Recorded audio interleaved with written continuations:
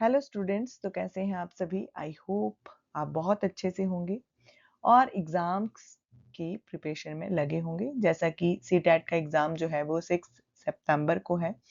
तो आज की क्लास में बहुत इंपॉर्टेंट टॉपिक जो भी एस्पिरेंट्स सीटेट की तैयारी कर रहे हैं, जिनका फर्स्ट अटेम्प्ट है वो भी, और जिनका किसी वजह से फर्स्ट अटेम्प्ट चूक गया है, उनके लिए भी बहुत इंपॉर्टेंट क्लास है और बहुत मेन टॉपिक आज आपके लिए लेके आई हूँ हिस्ट्री का। ठीक है, तो ये जो टॉपिक है ये है मुगल साम्राज्य। ठीक है, मुगल साम्राज्य से आज हम 20 एमसीक्यूज आज की क्लास में पढ़ेंगे। तो ये जो टॉपिक है इससे रिलेटेड बहुत सारे क्वेश्चन जो है वो एग्जाम में पूछे जाते हैं, घुमा फिरा के पूछे जाते हैं, बहुत तरह से पूछे जाते हैं। तो चलिए मुगल साम्राज्य वाला टॉपिक आज हम क्लियर करेंगे सिर्फ 20 एमसीक्यूज के द्वारा। तो सबसे पहले तो हम एक क्विक थ्योरी पढ़ लेते हैं, क्विक रिवीजन के रूप में एक देख लेते हैं। मतलब कि रिवीजन इसलिए बोल रही हूँ क्योंकि हमने ये टॉपिक सभी जो है वो कवर कर लिए हैं लगभग। मैंने इन सभी टॉपिक से आपके लिए क्लासेस जो है वो बना दी हैं। आपने चैनल पर अभी तक विजिट नहीं किया है तो आप चैनल पर विजिट करके ज़रूर इन क्लासेस को पढ़ सकते हो। बाकी आज की क्लास में हम इस टॉपिक को फिर से क्लियर करेंगे। ठीक है, तो एक तरह से आपका रिवीजन हो जाएगा और हमारा टॉपिक भी दूसरी बार रिवाइज जो है वो हो जाएगा। चलिए क्लास शुरू करने से पहले मैं आपको बता दूं कि अगर आपने चैनल को अभी तक सब्सक्राइब नहीं किया है तो प्लीज़ चैनल को ज़रूर सब्सक्राइब कर लें, क्लास को लाइक ज़रूर कर दें, बाकी अपने फ्रेंड्स के साथ शेयर ज़रूर कर दें। अगर आपका कोई फ्रेंड है सीटेट के अलावा भी किसी एग्ज़ाम की तैयारी करता है तो उसके लिए भी आप इस क्लास को भेज सकते हो, क्योंकि ये जो टॉपिक है इससे रिलेटेड मैक्सिमम हर तरह के एग्ज़ाम में क्वेश्चन जो है वो एज ए जीके भी पूछे जाते हैं।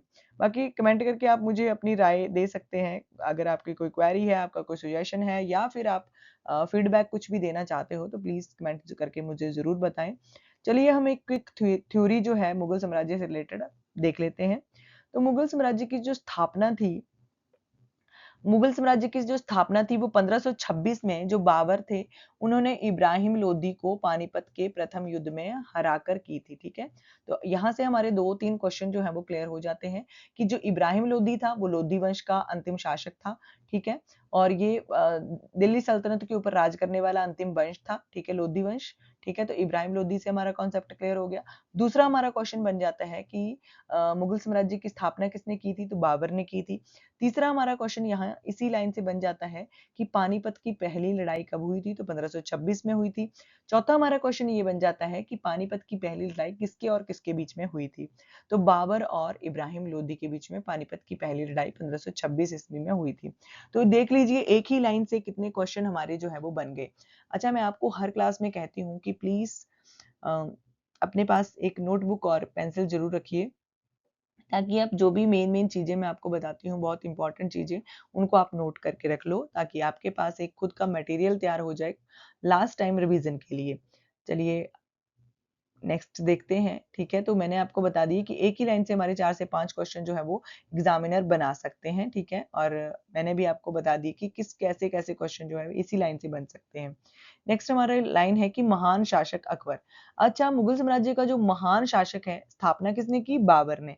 ठीक है, लेकिन सबसे महान जो शासक गिना जाता है वो कौन गिना जाता है? अकबर गिना जाता है। ठीक है, तो अकबर को साम्राज्य का सबसे महान शासक माना जाता है। उन्होंने मनसबदारी प्रथा, दहशाला, भूस्वामी भू राजस्व प्रणाली, टोडरमल द्वारा, ठीक है, और दीने इलाही नामक नए-नए विचारों की शुरुआत जो थी वो की थी। ठीक है, तो ये सारे ही आपने याद रखने, पूछे जाते हैं एग्जाम में कि मनसबदारी प्रथा का आरंभ किसने किया था, तो ये अकबर। ठीक है, दहसाला, भू राजस्व प्रणाली, ये भी अकबर की है। टोडरमल जो थे वो उनके नवरत्नों में थे।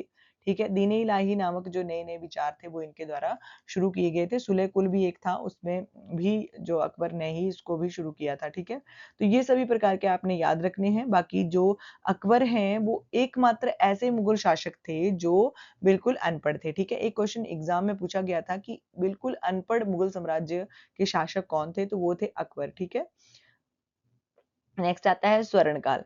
जहांगीर के काल को चित्रकला का स्वर्ण काल और शाहजहां के काल को स्थापत्य यानी कि वास्तुकला का स्वर्ण काल जो है वो कहा जाता है। ठीक है, तो दोनों का छोटा सा डिफरेंस है वो आपने याद रखना है।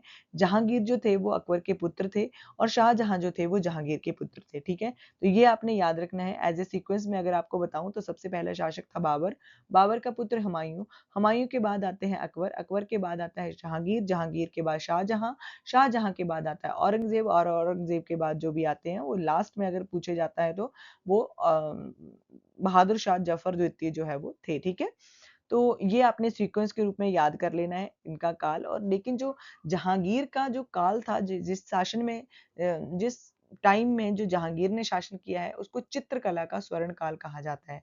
ठीक है, चित्रकला का स्वर्ण काल कहा जाता है। और शाहजहां ने बहुत सारे स्थापत्य यानी कि बहुत सारी उसने बहुत सारी क्रिएटिविटी की है और बहुत सारी इमारतें बनवाई हैं, बहुत सारे फेमस उसने महल बनवाए हैं। ठीक है, जैसे कि ताजमहल का, मतलब इसी तरह के बहुत सारे निर्माण जो है वो शाहजहां ने करवाए थे, इसलिए उसको उसके काल को स्थापत्य या वास्तुकला का स्वर्ण काल जो है वो कहा जाता है। तो ये भी आपने याद रखना है। नेक्स्ट आता है हमारा विस्तार और औरंगजेब। औरंगजेब जो था उसको जिंदा पीर, ठीक है, औरंगजेब को जिंदा पीर कहा जाता था। ठीक है, अगर आपसे क्वेश्चन पूछा जाता है एग्जाम में कि जिंदा पीर कौन से मुगल शासक को कहा जाता है तो वो औरंगजेब को कहा जाता है। ठीक है, उसके शासन काल में मुगल साम्राज्य की का भौगोलिक विस्तार अपने चरम पर था। ठीक है, भौगोलिक विस्तार जो था वो अपने चरम पर था। कौन से शासक के? औरंगजेब के शासनकाल में। ठीक है, नेक्स्ट आता है कि प्रशासनिक भाषा। तो मुगल प्रशासन की आधिकारिक भाषा जो थी वो फारसी थी। ठीक है, फारसी भाषा को आधिकारिक भाषा जो था वो मुगल काल में बनाया गया था। ये क्वेश्चन बहुत बार एग्जाम में पूछा गया है, सीटेट के एग्जाम का ये फेवरेट क्वेश्चन है कि मुगल प्रशासन की जो आधिकारिक भाषा थी वो कौन सी थी, तो फारसी आपने याद रख लेना है। ठीक है, चलिए अब हम 20 एमसीक्यूज पढ़ते हैं। मेन मेन हमने एक तरह से मेन टॉपिक जो था वो पढ़ ही लिया। ठीक है, कॉन्सेप्ट हमने क्लियर कर ही लिए। तो हम देखते हैं कि 20 एमसीक्यूज आज की क्लास में पढ़ते हैं। तो मुगल साम्राज्य की स्थापना किस वर्ष हुई थी? तो अभी हमने पढ़ा कि 1526 में मुगल साम्राज्य की स्थापना पानीपत के युद्ध के बाद बाबर ने की थी। ठीक है, तो इसका हमारा ऑप्शन नंबर बी जो है वो ठीक हो जाएगा। 1526 ईस्वी में मुगल साम्राज्य की स्थापना जो थी वो हुई थी। नेक्स्ट आता है हमारा कि पानीपत का प्रथम युद्ध बाबर और किसके बीच में हुआ, लड़ा गया था? तो पानीपत का जो पहला युद्ध लड़ा गया था वो एक तरफ तो बाबर था लेकिन दूसरी तरफ कौन था? इब्राहिम लोदी था। ठीक है, ऑप्शन नंबर बी जो है वो करेक्ट हो जाएगा। इब्राहिम लोदी और बाबर के बीच में जो था वो पानीपत का प्रथम युद्ध 1526 ईस्वी में हुआ था, जिसमें बाबर विजयी हुआ था और बाबर ने भारत में मुगल साम्राज्य की नींव जो थी वो रखी थी। नेक्स्ट देखते हैं हम कि किस मुगल शासक ने दीन-ए इलाही नामक नए विचार को जन्म दिया था? तो कौन सा ऐसा मुगल शासक था जिसने दीन-ए इलाही नामक नए विचार को जन्म दिया? तो वो थे अकबर। ठीक है, ऑप्शन नंबर सी। अभी हमने पढ़ा कि जो अकबर थे उस उन्हीं उन्हीं के द्वारा दीन-ए इलाही प्रथा की भी शुरुआत जो थी वो की गई थी। नेक्स्ट आता है कि मुगल साम्राज्य की आधिकारिक राजभाषा कौन सी थी? तो अभी हमने अभी पढ़ा कि फारसी भाषा जो थी वो आधिकारिक भाषा थी मुगल काल की। नेक्स्ट क्वेश्चन आता है कि किस मुगल सम्राट ने के शासन काल में चित्रकला का स्वर्ण काल जो है वो कहा जाता है? तो चित्रकला का जो स्वर्ण काल कहा जाता है वो जहांगीर के काल को कहा जाता है। ठीक है, किसके काल को? जहांगीर के काल को जो है वो चित्रकला का मतलब चित्रकला का स्वर्ण युग जो है वो कहा जाता है या स्वर्ण काल जो है वो कहा जाता है। नेक्स्ट आता है कि शाहजहां ने अपनी बेगम मुमताज महल की याद में किस प्रसिद्ध इमारत का निर्माण जो था वो करवाया था? बहुत फेमस, बहुत एज ए जीके भी आपसे पूछा जा सकता है। ठीक है, किसी एग्जाम में अगर हिस्ट्री नहीं पूछी जाती है और जीके पूछा जाता है तो उसमें भी ये क्वेश्चन जो है वो पूछा जाता है, क्योंकि ये एक स्टैटिक जीके है। ठीक है, क्योंकि बेगम मुमताज की याद में जो महल बनाया गया था उसका नाम था ताजमहल। ठीक है, ताजमहल आगरा में है। ठीक है, तो ताजमहल जो था वो बनवाया था शाहजहां ने अपनी पत्नी मुमताज की याद में। ठीक है, नेक्स्ट हम क्वेश्चन देखते हैं कि किस मुगल शासक को जिंदा पीर के नाम से भी जाना जाता है? तो अभी हमने पढ़ा कि जिंदा पीर जो है वो औरंगजेब को कहा जाता है। ठीक है, किसे कहा जाता है? औरंगजेब को जिंदा पीर जो है वो कहा जाता है। नेक्स्ट है कि अकबर के दरबार में प्रसिद्ध वित्त मंत्री कौन थे जिन्होंने दहशाला बंदोबस्त लागू करवाया था? तो दहशाला जो बंदोबस्त लागू करवाया था वो करवाया था टोडरमल ने। भू राजस्व सुधार और दहसाला जो बंदोबस्त शुरू किए गए थे वो टोडरमल के द्वारा शुरू किए गए थे। ठीक है, टोडरमल आपने या नाम याद रखना है। नेक्स्ट देखते हैं, नेक्स्ट है कि हल्दी घाटी का प्रसिद्ध युद्ध जो है कौन से ईयर में, 1560 1576 में, ठीक है।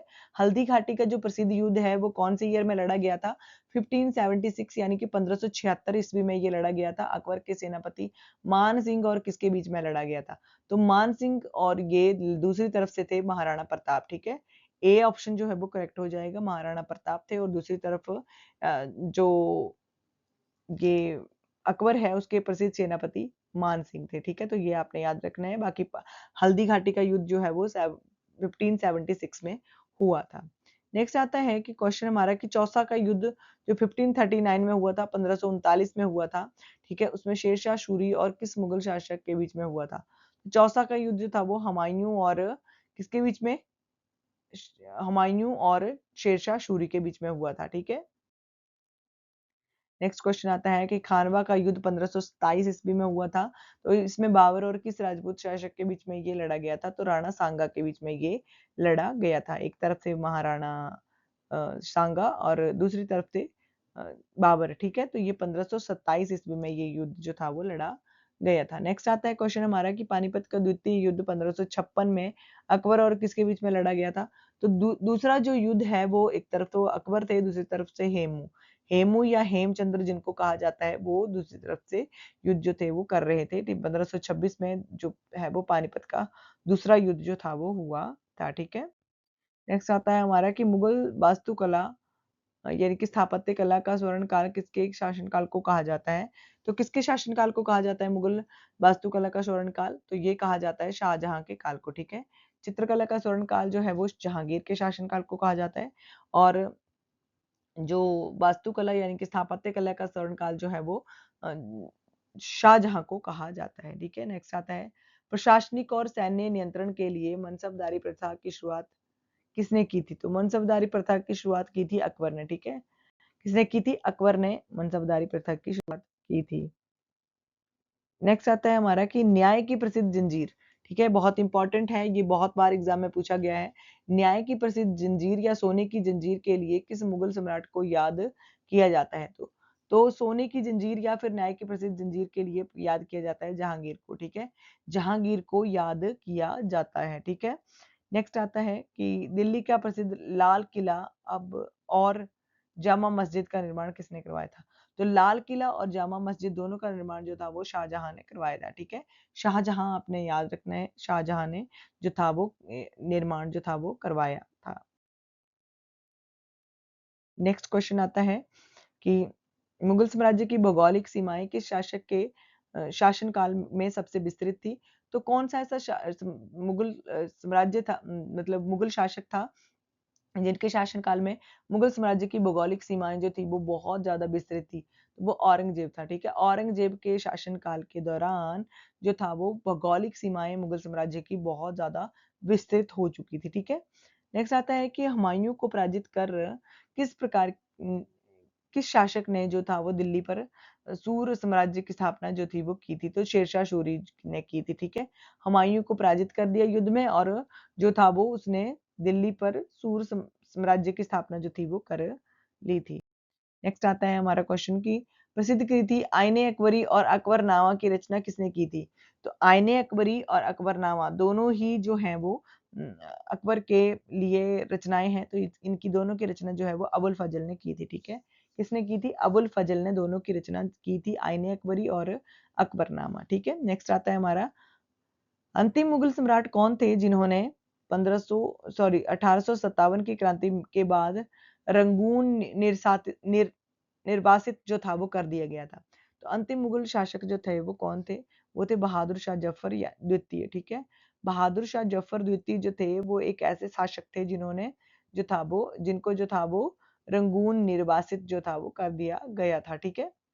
तो आज की क्लास के लिए बस इतना ही। आई होप आपको क्लास अच्छी लगी होगी। बाकी आप क्लास को लाइक ज़रूर कर देंगे, आप अपने फ्रेंड्स के साथ ज़रूर शेयर कर देंगे क्लास को, और साथ में सब्सक्राइब भी चैनल को ज़रूर कर लेंगे और साथ में लगे बेल आइकन को प्रेस कर देंगे ताकि आने वाले हर वीडियो का नोटिफिकेशन आपके पास सबसे पहले पहुंच जाए, ठीक है। तो आज की क्लास के लिए बस इतना ही। मिलते हैं आपसे नेक्स्ट क्लास में। Thank you for watching.